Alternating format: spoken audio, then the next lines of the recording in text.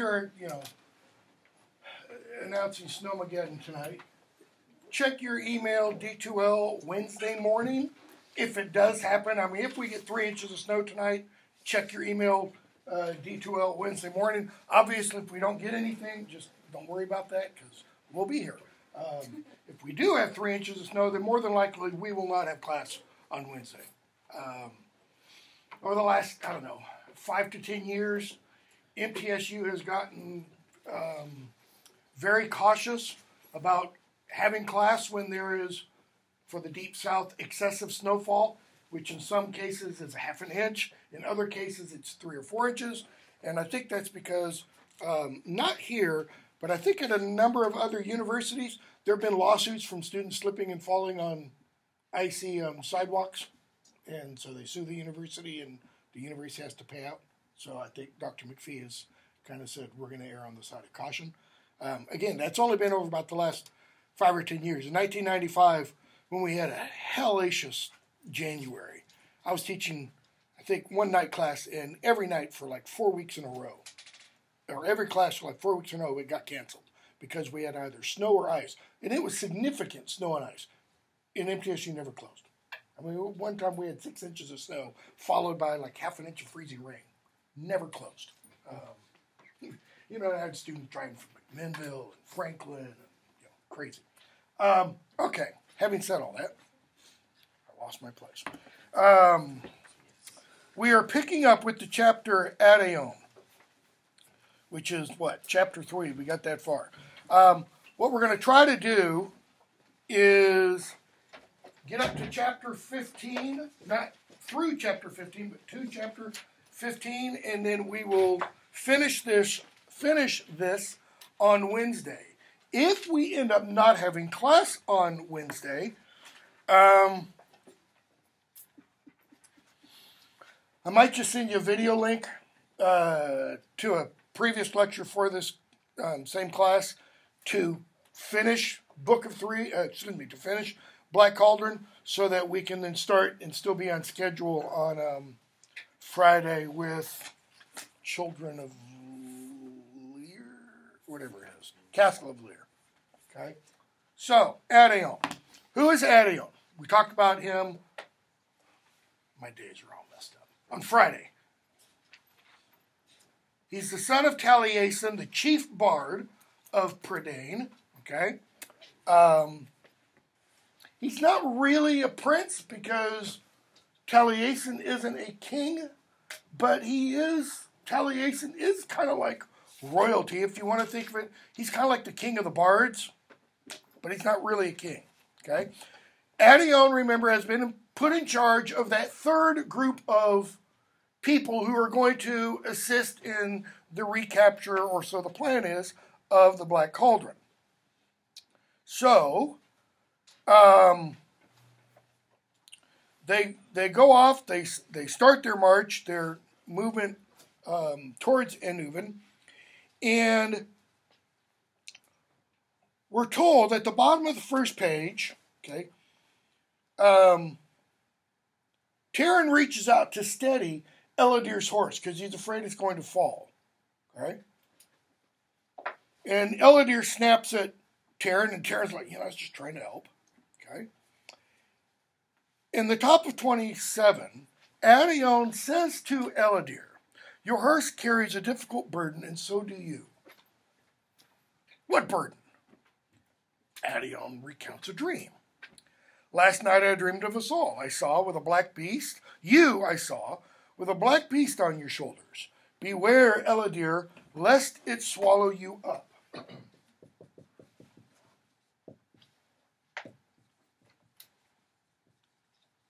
Now, without discussing, you've read hopefully, without discussing any further what Adion means or what the novel tells us, what do you think the black beast is? Just the little bit we've seen. Is it pride? I mean, what have we seen of Eladir so far up to this point? Arrogant, SOB, right? I mean, he's got arrogance in spades. What else? He seems to have the same kind of hopes that Taran actual position of it as a prince. Okay. Wants to be accounted a hero and all that kind of stuff. What often comes along with arrogance? That is, what is often, I don't mean to go all psychobabbly on you, but what's often the cause of real arrogance? Insecurity? Yes. Insecurity or inferiority. A feeling of inferiority. What were we told by Dalbin about Eladir? He's the youngest of several brothers. And the only one without any kind of inheritance. All he has for himself is his name. He will get no inheritance from his poor father of a king. Okay? So,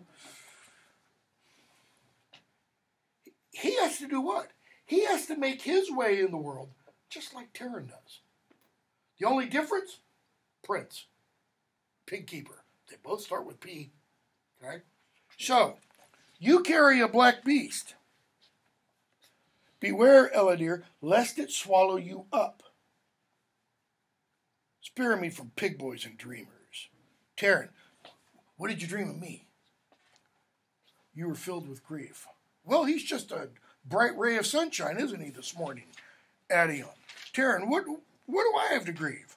I am proud to serve Lord Gwydion. There's a chance to win much honor, more than by washing pigs and weeding gardens. Notice, Michael, you're shaking your head. Why? Okay. He wants to win honor. What does Terran equate honor with? I'm an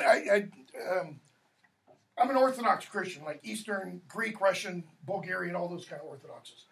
And somebody on Facebook, just about a week ago, started a new Facebook group for Orthodox readers of J.R.R. Tolkien kind of thing. And somebody posted something on that. I can't remember what. Oh, it's about criticism of the Lord of the Rings films. And a person made a comment about Aragorn and how Aragorn in the films is whiny. And I amplified that. Yeah, he's really whiny, full of existentialist angst, doesn't know what his purpose is and all this kind of stuff. And then I made the comment about Peter Jackson and the other two writers that they don't seem to understand.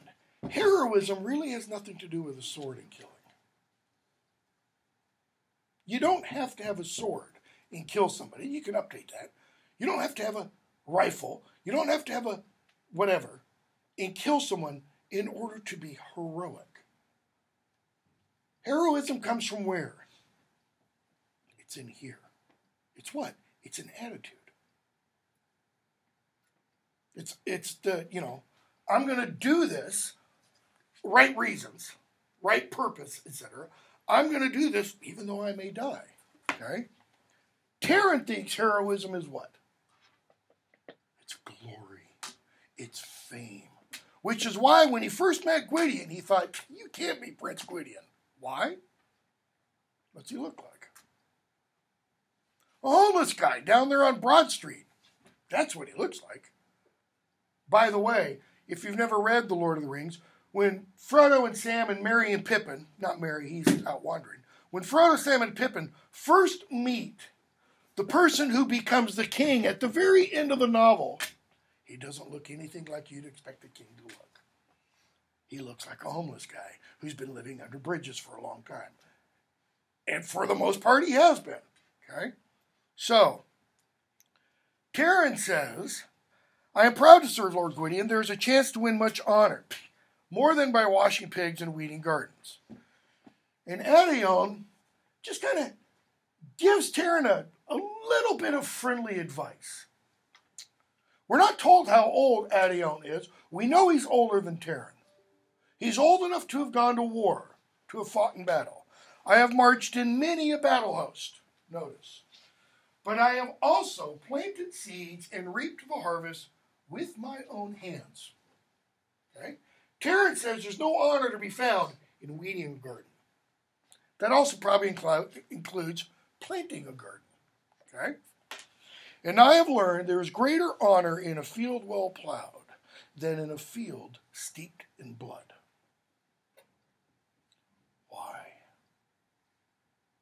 why is there greater honor in a field well plowed than in a field steeped in blood? It gives life. Bingo. A garden does what? It provides life. It nurtures life. A field well plowed means that field can then be planted and life will be brought out of something that was dead. What can you bring out of a dead corpse? I'll notice the redundancy there. Nothing. There's a scene in Lord of the Rings where Frodo makes the comment to Gandalf that he wished his uncle Bilbo had killed Gollum when he had the chance. Says it's a pity he didn't stab the vile creature when he had the chance. And Gandalf goes off on this rant, says, deserves death? You're right, I bet he does. I dare say he does deserve death. Many that live deserve death. And some that die deserve life. Can you give it back to them? And his point is, many people die that should not have died. Many people die that deserve to go on living. Like 5-year-olds who get cancer. People who get hit by cars. Students who get whacked off by crazy other students. None of those people deserve to die. Can you bring them back to life? It's a rhetorical question, obviously. Because then he says, then don't be too eager to deal out death in judgment. That is, unless you are damn sure, Frodo, that he really deserves to die, don't go walking around killing people you disagree with. Don't deal out death in judgment. I've learned there's greater honor in a field well plowed than a field steeped in blood. Because what happens to a field steeped in blood? Steeped, notice. We usually only use that verb today in one sense. What do we steep? If any of you happen to be drinkers of this. Tea.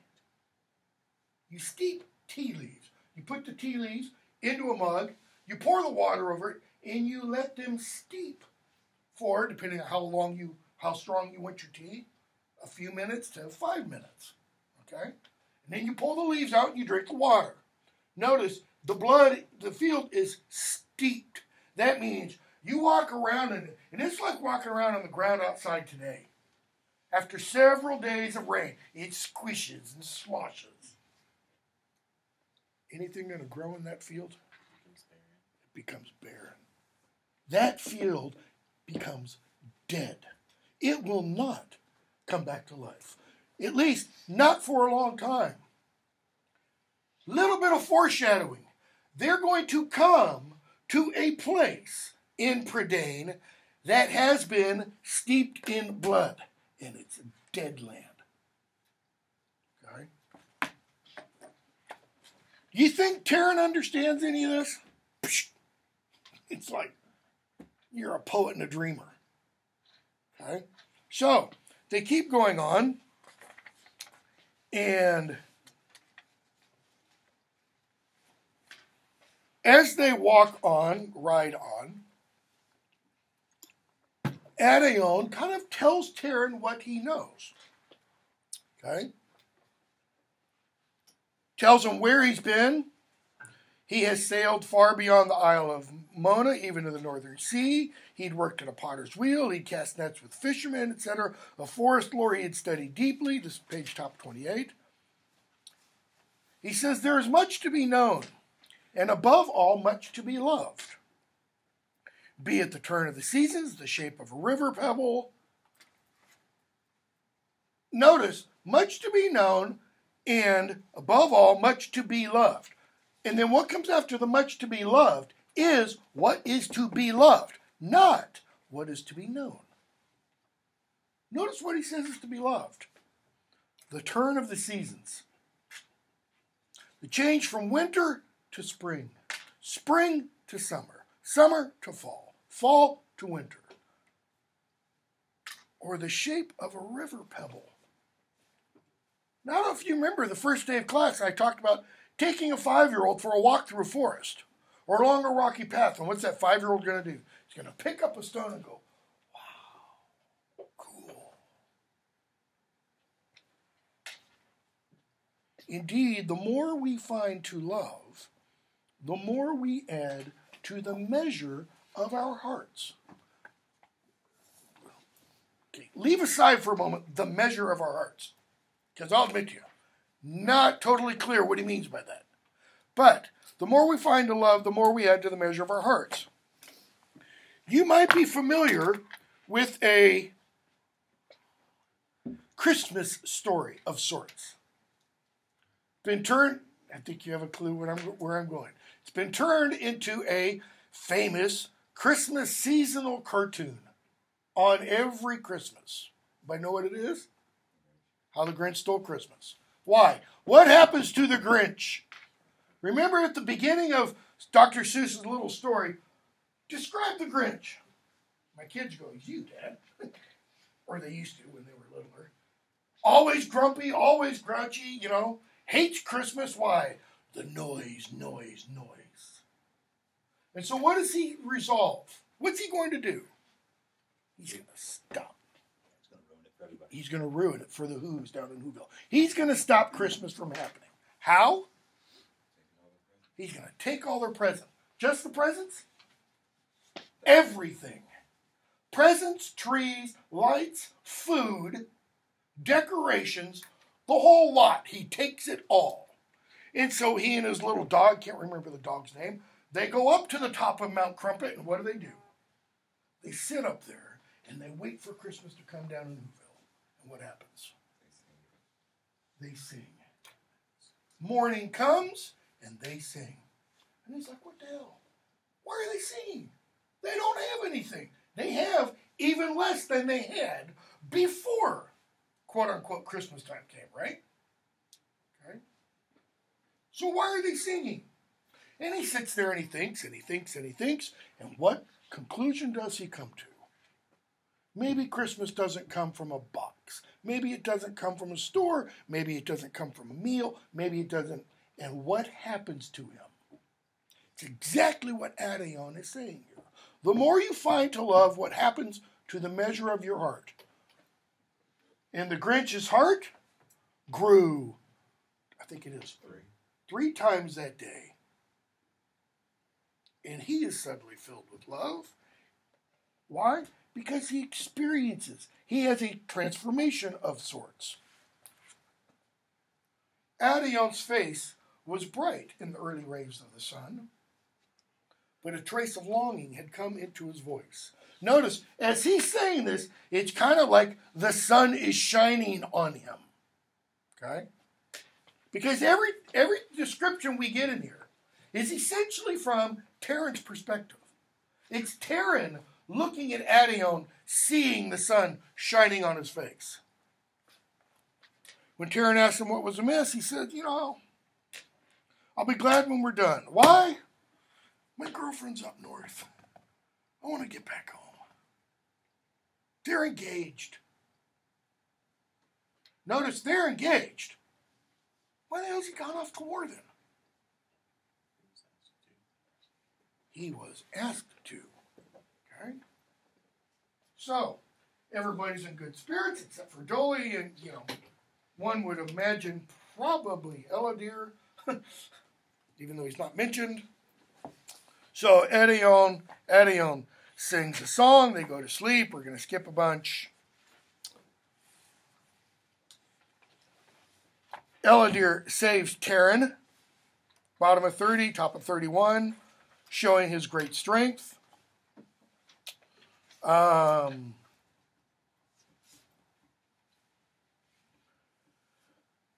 Terran again tries to, wants to go off and fight with Gwydion, 32. Gwydion says no, tells Morgant, no, you're going to do what I told you to do, etc., etc. 34 and 35.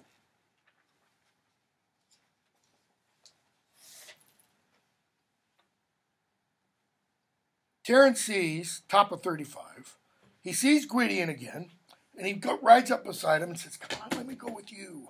If I was man enough to sit with you in council and to come this far, I am man enough to ride with your warriors.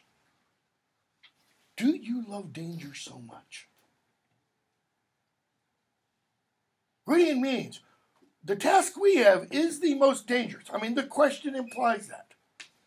Before you are a man, you will learn to hate it. Yes, and fear it, even as I do. Keep a bold heart. Your courage will be tested enough. In other words, I'm glad that you're courageous, Taryn.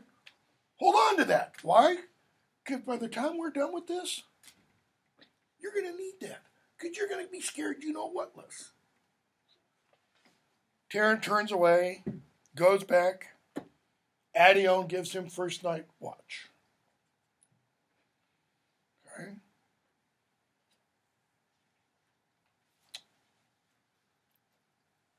And Eladir makes a smart comment. And Adion says, you will find no quarrel with my dreams tonight, for I will share the watch with both of you.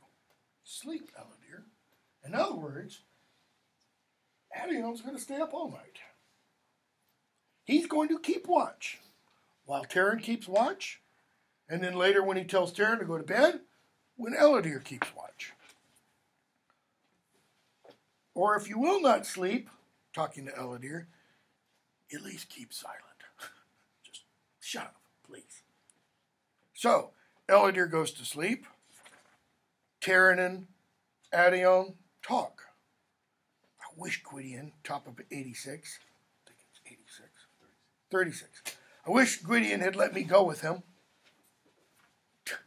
Don't wish that. Why? I would have been proud to follow Morgant. Next to Gwydion, he is the greatest warlord in Prydain. A little bit of foreshadowing. He is a brave and powerful man, but I'm uneasy for him. Why? In my dream, the night before we left, warriors rode a slow circle around him.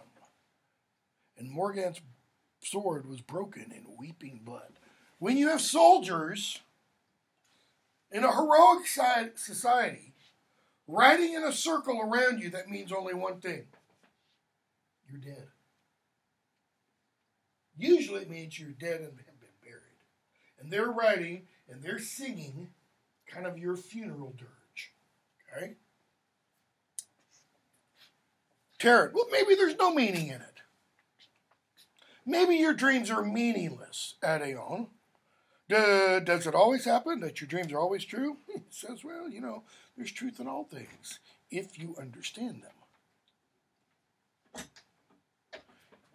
What did you dream about yourself? You never told me what you dreamed of the others or yourself.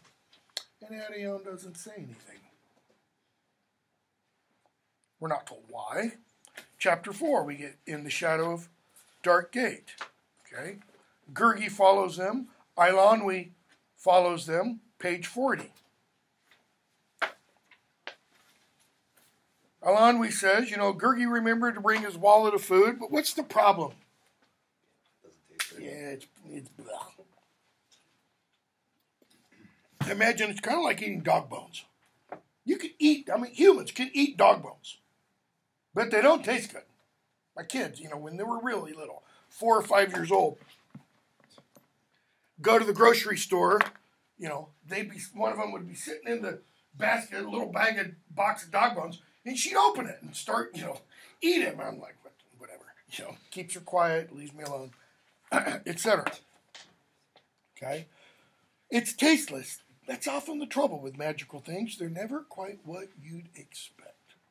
So, what do we see so far? This idea shows up repeatedly. Expectations versus reality. That is, expectations, hopes, dreams versus what the world's really like. What does a hero look like? Not Gwydion. Not XYZ, okay? Or, another way of putting this, sometimes appearances versus reality. Because we're going to see in here that sometimes what people appear to be, not what they really are. So, they continue talking. And Lonwy says, you're angry, Taryn. Taryn, if you'd stop to think of the danger, instead of rushing off without knowing what you're doing, what should she do at that point? Okay, slap him across the face, maybe. What else? How about pulling out a mirror? Saying, hello. It's what you're doing. She says, it was wonderful the way you were ready to smite him because of me. Not that you needed to. I could have taken care of him myself. It didn't mean you weren't kind and thoughtful. You really are. It just doesn't always occur to you, does it? She's kind of saying, Taryn, you don't really know how to express yourself very well, do you? That is, you were getting ready to attack because of your care. So why don't you just show your care? Okay? So they're ordered to fall back. We're going to skip a bunch. Go on into chapter 5.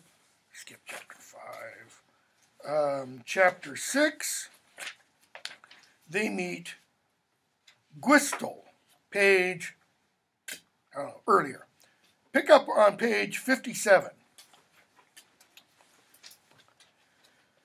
There's a crow, and the crow is named Caw. Okay? And everybody's surprised about this. And Elodie says, middle of 57, when Adaon sets about healing Elodie's wound, Elodie says, what, are you a healer as well as a dreamer? If it doesn't trouble me, why should it trouble you? If you do not choose to take it as a kindness, then take it as a precaution.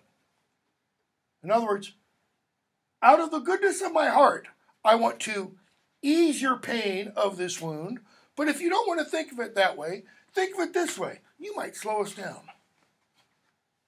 If you want me to think selfishly, then selfishly, it's better to have you at full strength than it is to have you weak.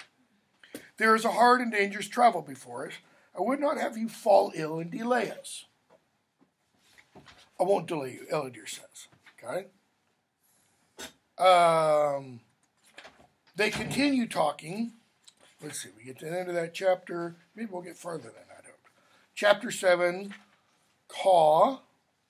And Gwistel tells them, bottom of page 63. Because they're listening to Caw. Top of the page. Caw goes, Ordu, Orin, Orgok. And they're like, what? And Gwistel says, all Caw meant to say, bottom of that page, is that the cauldron is in the hands of Ordu, Orwin, and Orgok. That's all. It's a shame, but there's certainly nothing to be done about it. Hardly seemed worth mentioning. Taryn, who are they? Who are Ordu, Orwin, and Orgok? You should probably ask, what are they? Okay, so what are they? Don't know. Hard to say, doesn't matter. They've got the cauldron, you might as well rest. Taryn, well, whoever they are, whatever they are, we have to find them, we have to take the cauldron. Where do they live? It's hard to say, because they don't really live. What's Gwistel mean? They're witches. They're witches? Well, witches live. They kind of more exist. Why? They're not just witches. So, Fluter, when Adaon says, I've heard of the marshes of Morva. How far from here they are, I don't know. Fluter, I do. Good day's journey. Been there, etc. Bing! He's lying. Well, I went around them, etc., etc.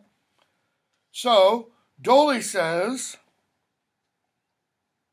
we don't know much about them, but I know where they live. Okay. Eilonwy reminds them, Gwydion ordered us to meet him Caer Cadern.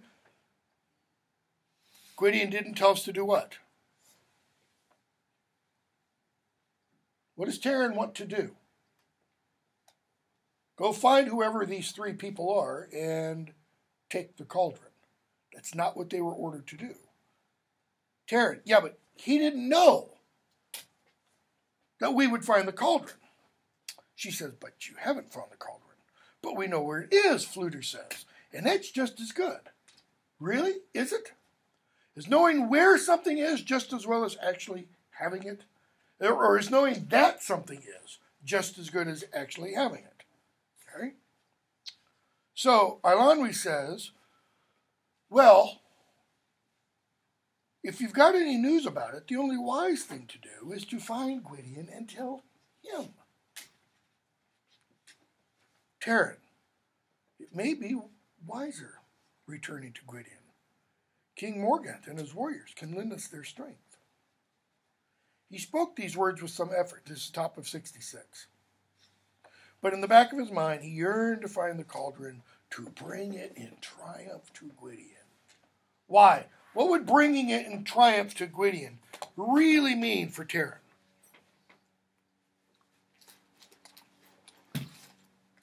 What would he be showing Gwydion? Two things. At least two things.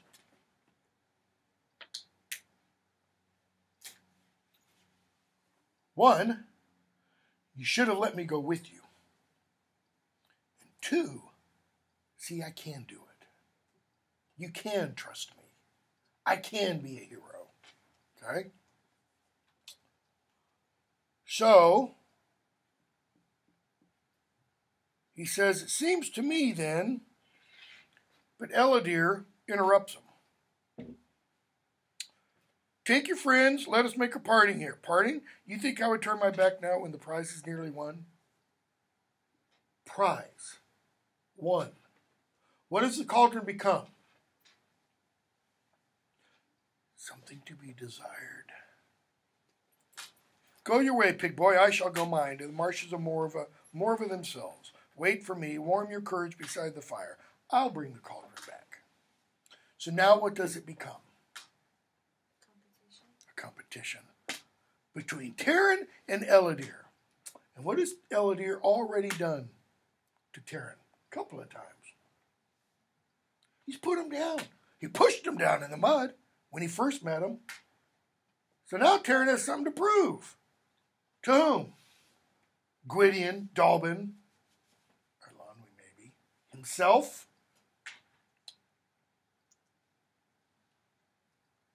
All right. What else is this showing us? And we know now Eladir wants to get the cauldron. Terran has the same idea. Shouldn't that kind of indicate might not be a good idea? I mean, if that's what Eladir wants to do, based upon everything we've seen of Eladir, wouldn't a good model of behavior kind of be do the opposite?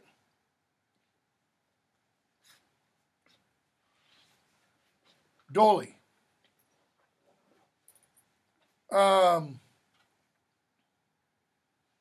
No, back up. Terran says, in response to Eladir's comment about, warming your courage by the fire, etc., taking it easy, I shall warm my courage in whatever fire you choose. Go back, the rest of you, if that's what you want. I was a fool to listen to the thoughts of a girl. Talking about Ilanwi. Ilanwi shrieks at him. Dolly but then Terran calms down. This is not a game of courage. I would be twice a fool, and so should we all, to be goaded by an idle taunt. He just told Eladir, you're an idle taunter. Okay? Foolish. Boaster. This much at least I've learned from Gwydion. But there is also this. Aran seeks the cauldron even now. What's his point? If we leave knowing where it is to try to go find Gwydion to tell him where it is, what could happen in the meantime? Aran could find it. Dolly, and what if he doesn't? How do you know that he knows where it is? And if he doesn't know, how long will it take him? Well, they don't know the answers to those questions. There's more risk than otherwise if you go popping off into the marshes of Morva. Ilanwi. And you, Terran, you're not the one to decide anything, middle of 67. And neither are you, Eladir.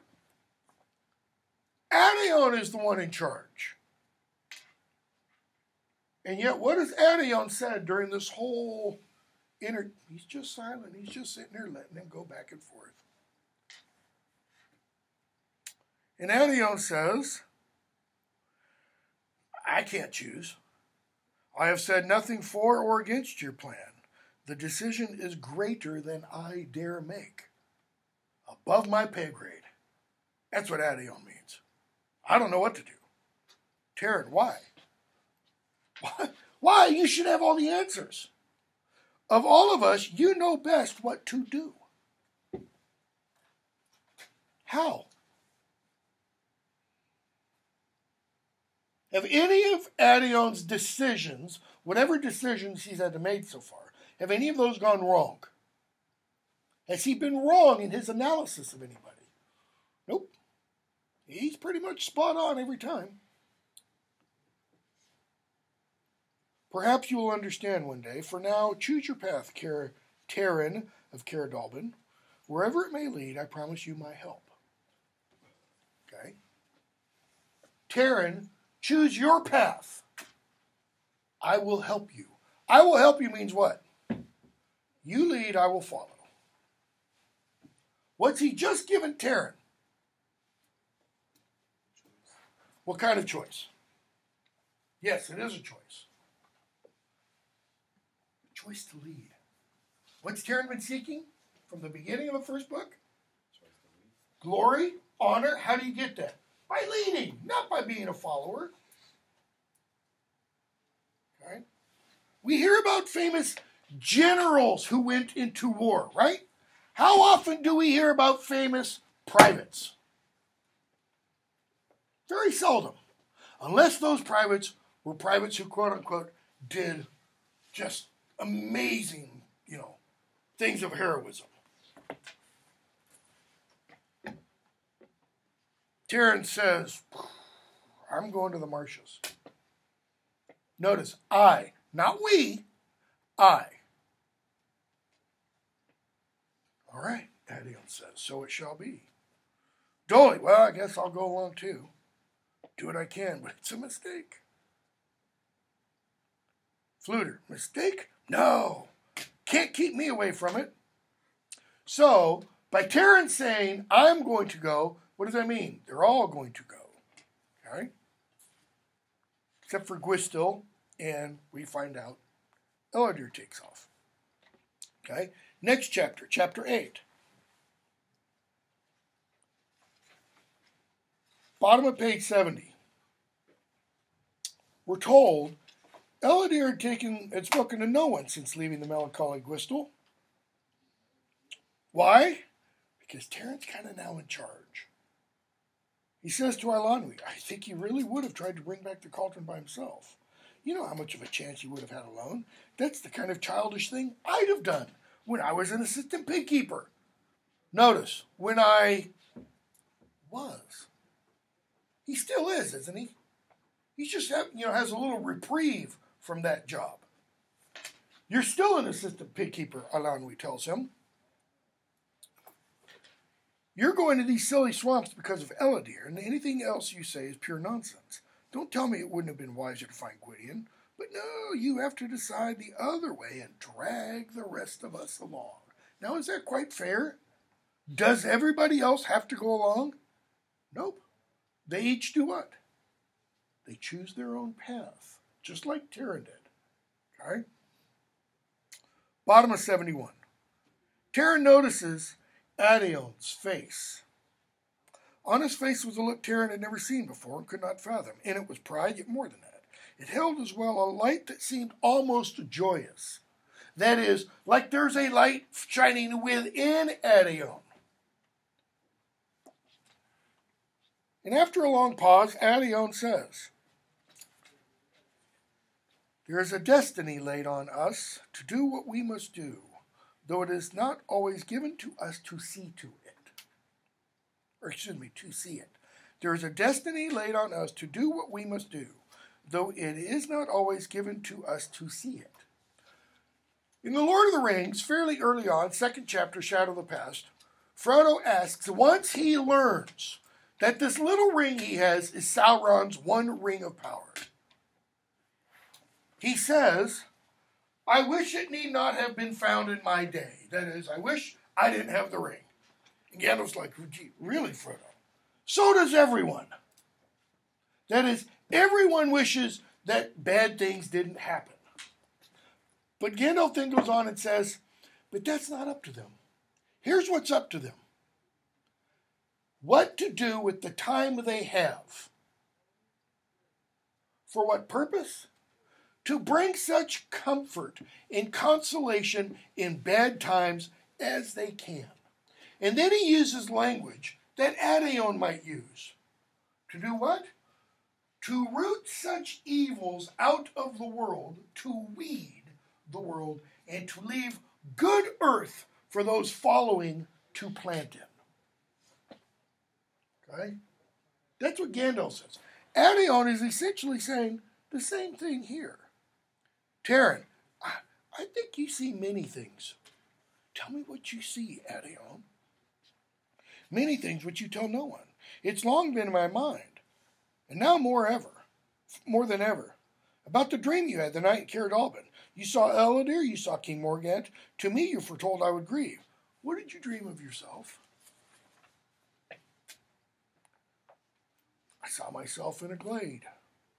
A break in the forest, an open meadow-like. And though winter lay all around it, it was warm and sunlit. Birds called. Flowers sprang up from bare... Oh, Eilonwy, that's a pretty dream. It is beautiful. Taran, I feared it had been unhappy. Well, what did Adaon not tell them, if you've read very much further? It is a true dream, right? But he's not just taking a nap. Okay? So, they keep going on. Elodir's horse goes lame, and we're told, top of 73. Elodir, says, I don't need anybody to tell me that. Taran, if you lighten her burden, it might ease her for a while. Fluter can take you up behind him. He says, no, the horse can make it. Okay? Islamok reared when Taran tries to help the horse. And Elodir says, learn for yourself, pig boy.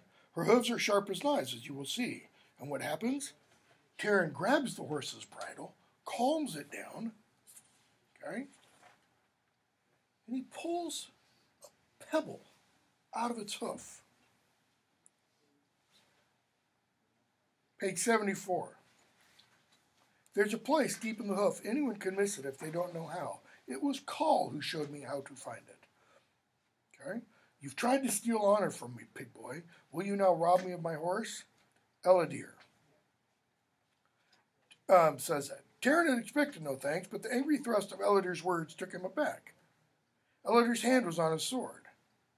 Taran says, your honor is your own, and so is your steed. What stone is in your shoe? Prince of Pinlarku. What's he mean?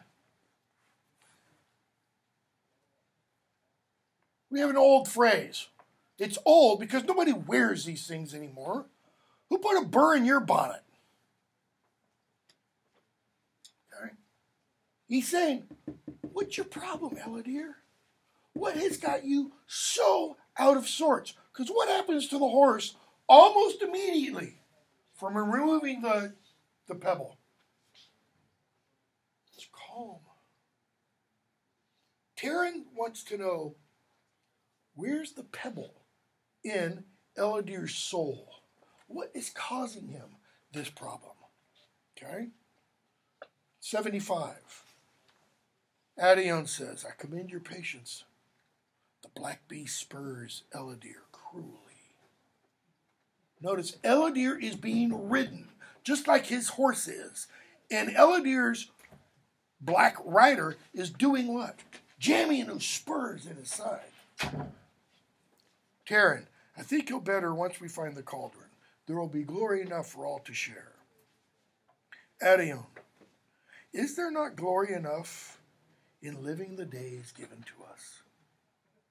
That is, isn't that glory enough? What's he mean? To be alive. In the last Harry Potter novel, I've got time for this. In the last Harry Potter novel, if you've read them, Harry and Hermione go off to Godric's Hollow to try to talk to Bathilda Bagshot. A bunch of stuff happens, and a bunch of bad stuff. I won't go into too much detail in case some of you haven't read it and you plan to at some point. And Harry wakes up the next morning. And the next morning is Christmas morning.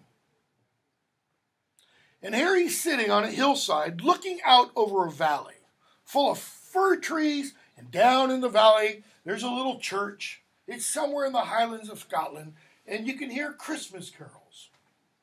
And we're told just to be alive should have been the most amazing wonder for Harry.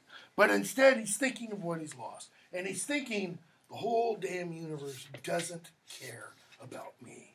I am nothing. Yet, the narrator says, just to be alive should have been something wonderful. Okay? That's what Adion says here. You should know there is adventure in simply being among those we love and the things we love, and beauty too. What's he trying to get, not Harry, Taryn to see? If you read that fairy story essay,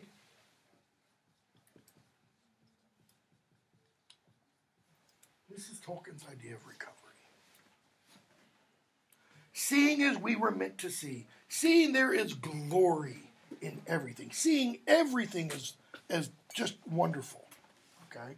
As beautiful, or as having some deeper significance or meaning. Okay, we will stop there and hopefully pick up there on Wednesday. Didn't get as far as we need, but we're not too far behind.